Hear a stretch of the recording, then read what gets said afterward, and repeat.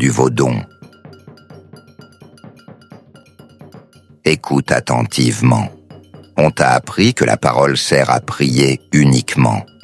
Mais dans la voix de l'arbre, la parole agit en cas de légitime défense, car toute parole porte un souffle, et quand ce souffle est aligné, quand il est neutre, quand il est responsable, la parole devient au goût.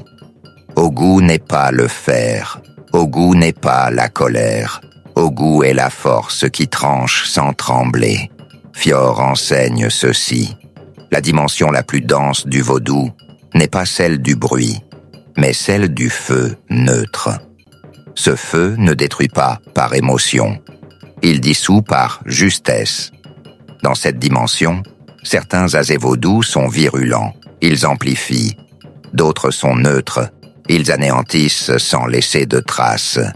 Et la parole, quand elle naît de cette neutralité, devient une lame invisible.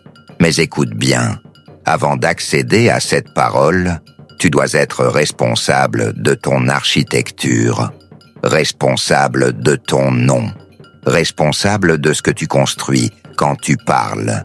Dans la voie de l'arbre, on ne donne pas le feu à celui qui ne sait pas bâtir. C'est après cela seulement que s'ouvrent les forces. Habito, Dekajevi, Aviti, Godogoli, dans la dimension de Fior elle-même.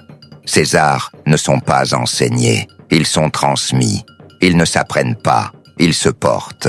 Si ce que tu entends résonne, ce n'est pas un hasard, c'est ton souffle qui reconnaît une mémoire.